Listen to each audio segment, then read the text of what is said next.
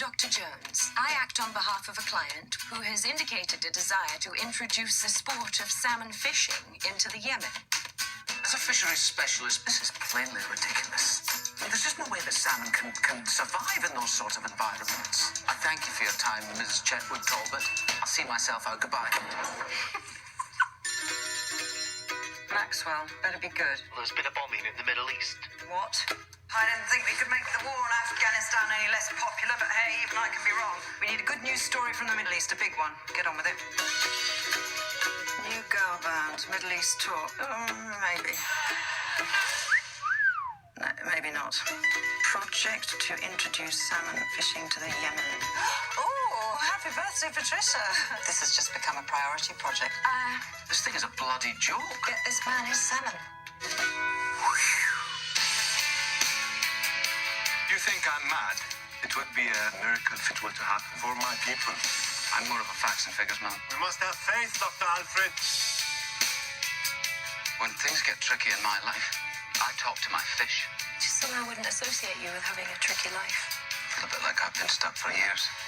I'm genetically programmed to return to a dull pedestrian life. You should be happy, Fred.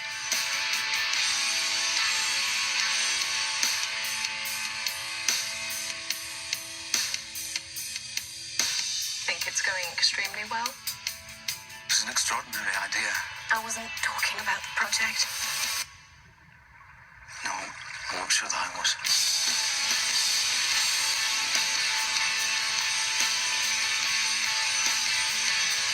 I can't help imagining that this crazy enterprise might just come off. Faith, Dr. Alfred? Yes, all right then, faith.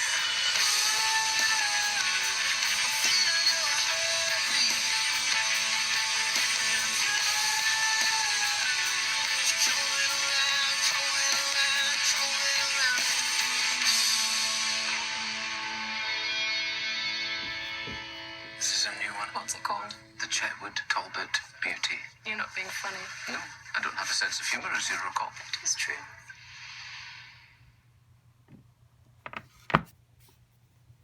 Sana'a, Yemen's capital, and a warning. Images in her report will upset some viewers. In Sanaa's hospitals, the children's wards offer a glimpse into the suffering of millions. A country so hungry, the weakest no longer survive. Like Asad Hassan, 9 months old but fading away. He's the most recent member of his family, but he may be the next to leave it. And many others, like 13-year-old Murad, caught in a cycle of malnutrition and sickness that grips children and makes recovery near impossible. His father has nowhere else to turn. My son suffers from malnutrition and now he is also sick. He's been like this for 3 months and he cannot walk. I brought him to this hospital but still have to buy the medicine from outside. The hospitals here constantly run out of medication. For each starving child, there are an untold number famishing silently in a home somewhere, hidden from view, unable to afford a journey to the hospital. Even the staff here can't make a living. The situation is getting worse. We are receiving many cases from all over the country. The doctors and nurses here, we work without salaries and can barely pay for the bus to come to the hospital. The war in Yemen has caused a man-made famine. 3/4 of the country's population of 29 million are in need of humanitarian assistance. And the United Nations says the most vulnerable 400,000 children have begun to die. American support for the war began under President Obama and was ramped up by President Trump. Now, the new Biden administration has ended American military support in line with what it calls a recalibration of the U.S.'s relationship with Saudi Arabia. But that won't be enough to stop this famine. The UN's World Food Program head, David Beasley, visited Yemen last week, touring hospitals and talking to key players. I said, "Doctor, how many beds do you have?" He says, 25. I said, 25? I said, what do you do if you don't have enough beds? And she said, I send them home. I said, well, what happens? He said, most of them die. The technical classification for famine, as calculated by the UN, has been met for tens of thousands of Yemenis.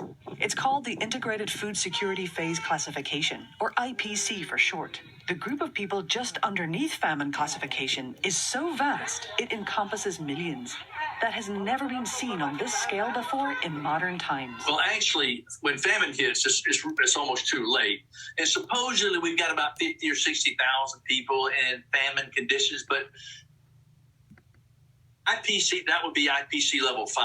IPC level 4, and that is emergency level, which means they are knocking on the door. That doesn't mean people aren't already dying. This just means it hasn't reached a classification high enough to qualify for famine. But people are dying as we speak.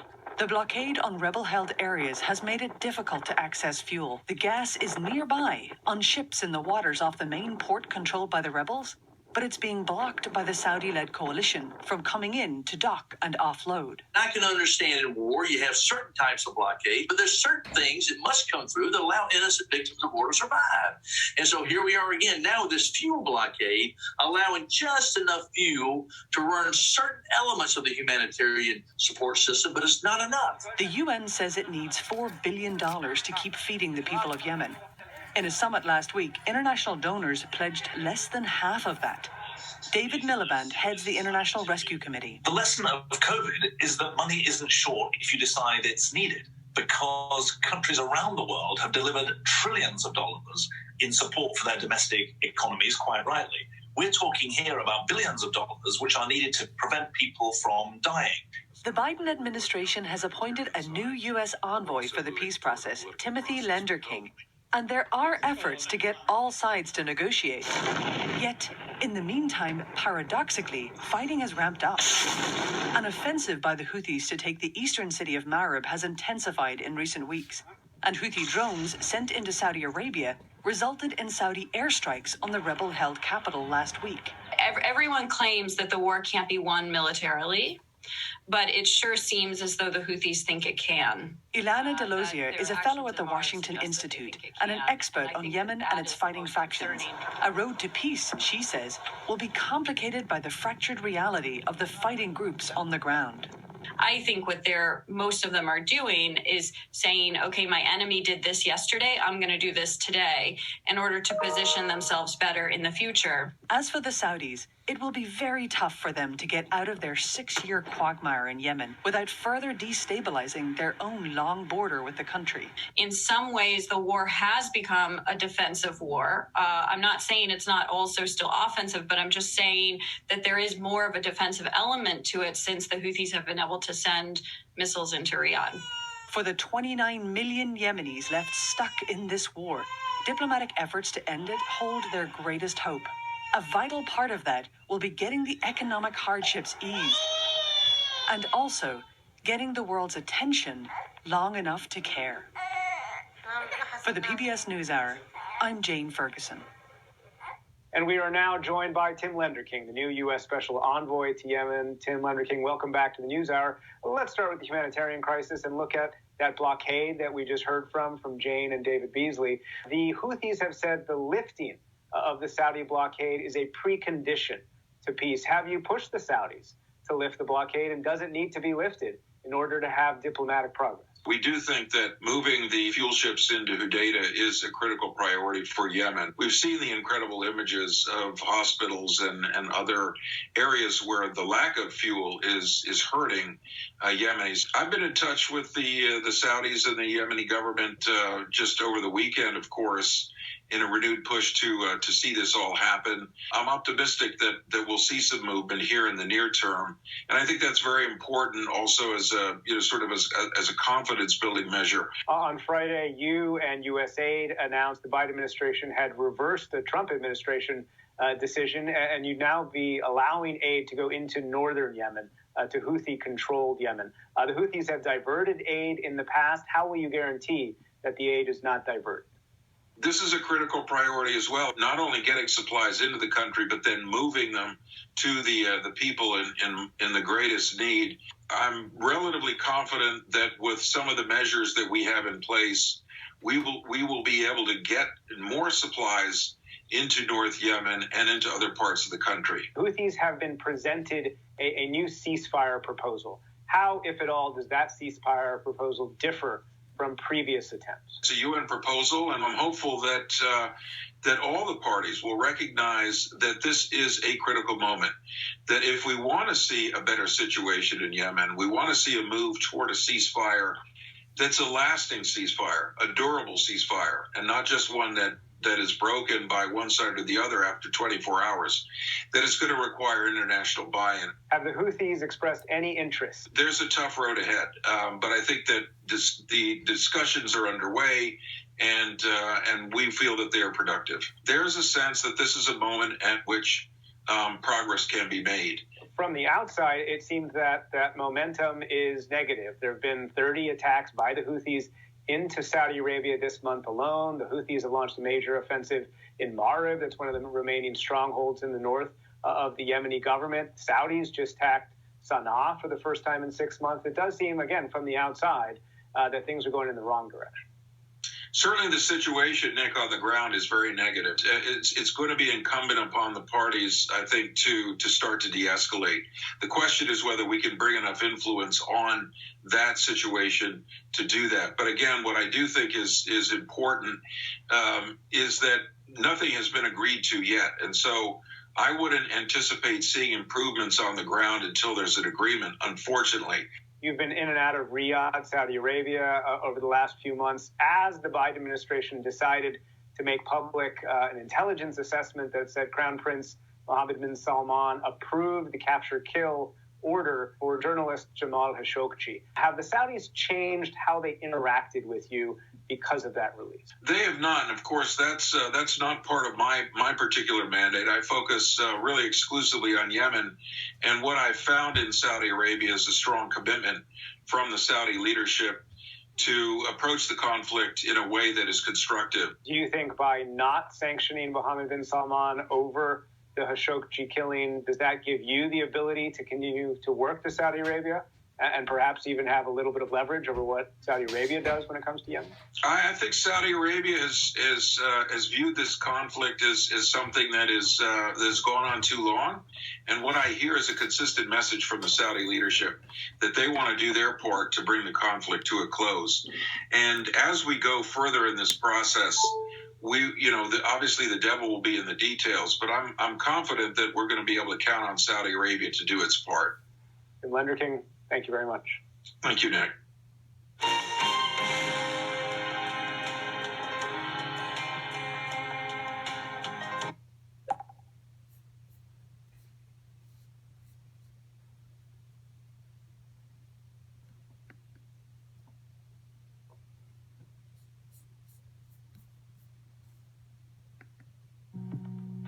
China's far western Xinjiang region is one of the most tightly controlled areas in the entire country. It is officially called the Xinjiang Uyghur Autonomous Region because 45% of its population are Uyghurs, a Muslim minority who identify themselves as culturally and ethnically close to the people of Central Asia. China's ruling Communist Party has governed all of Xinjiang since 1949. And in the decades since, activists say the government has introduced policies that have gradually eroded the Uyghurs' religious, commercial, and cultural activities. Uyghurs remain the dominant ethnicity in Xinjiang, but a large influx of Han Chinese, the country's largest ethnicity, has made Uyghurs the minority in major cities like Urumqi. While Beijing has invested heavily into industry and energy projects, touting them as signs of progress, many Uyghurs say the Han Chinese are taking most of the jobs that are created. That has led to resentment and frustration that has broken out in violence more than once. In one of the worst incidents, nearly 200 people were killed in Urumqi in the summer of 2009. Dozens of others have been killed in bursts of violence in other parts of Xinjiang since. China blames Xinjiang separatists based outside the country for the unrest. It singled out exiled Uyghur leader Rebia Kadir, who has denied inciting violence.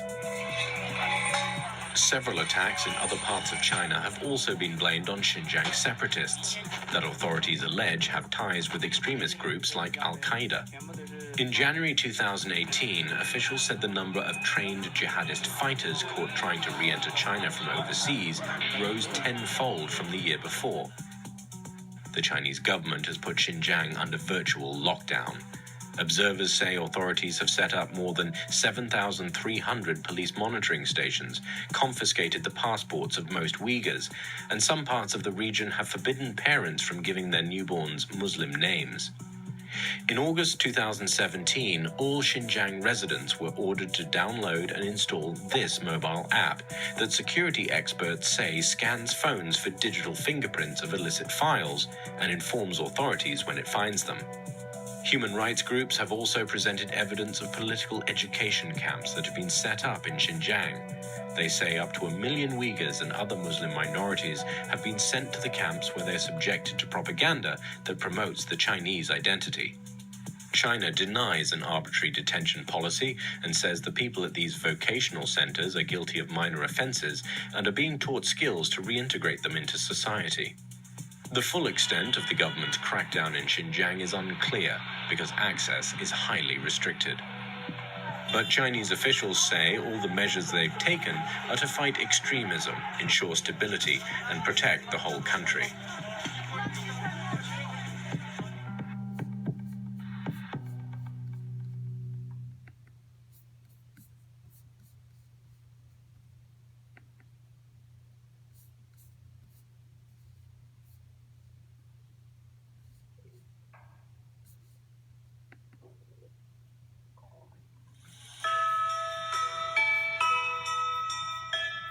After traveling for 3 months through several countries that I've never been to before, I was looking forward to reach a place familiar. Since the age of 16, I've spent several years living in China and would consider myself quite knowledgeable with what China's like, with its culture, language, and people. Right after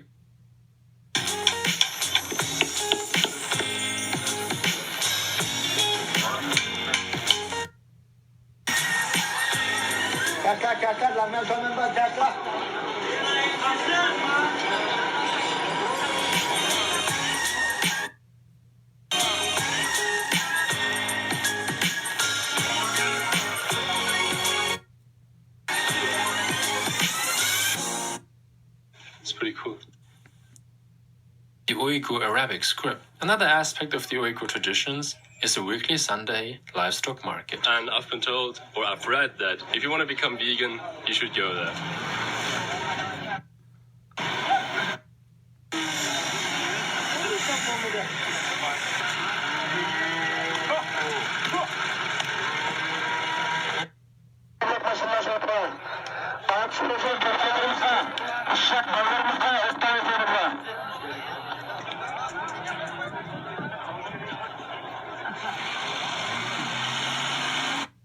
A short visit to the night market.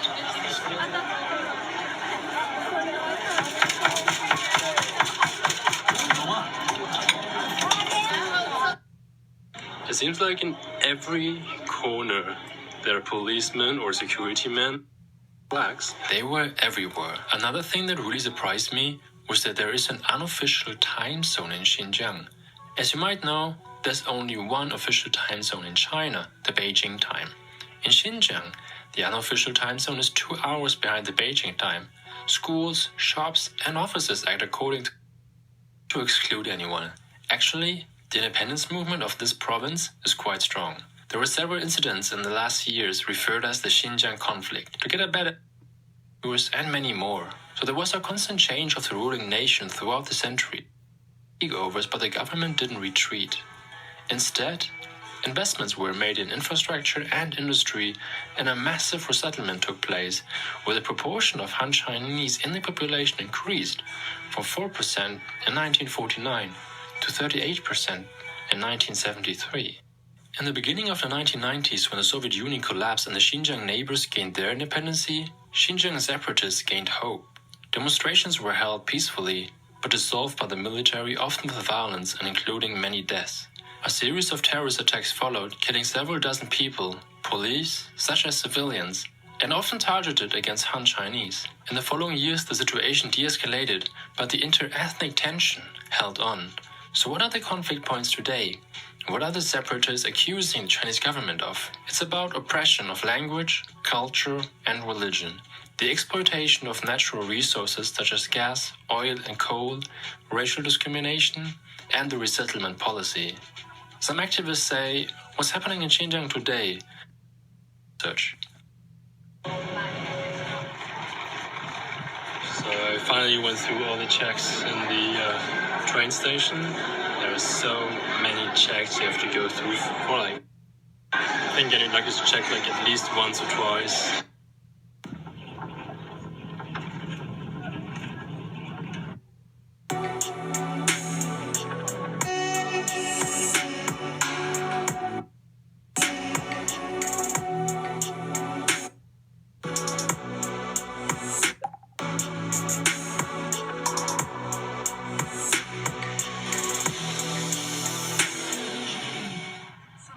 To be honest, Urumqi wasn't a very interesting place. It's like any other bigger Chinese city. So I'm washing my clothes. Luckily, there was a guy in the hostel who was going there by car, so I could hitch a ride.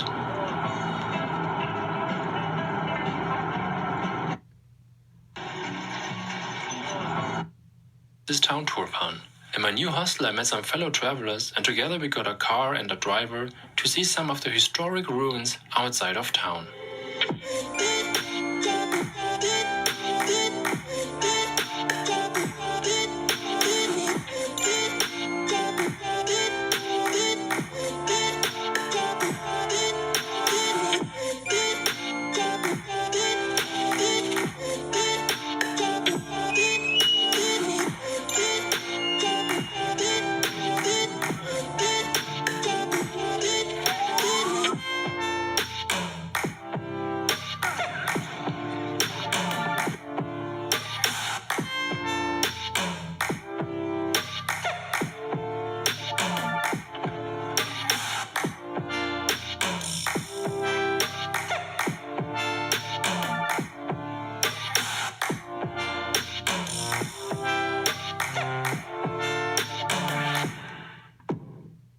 Today's the day. Today I'm leaving Turfan for Shanghai.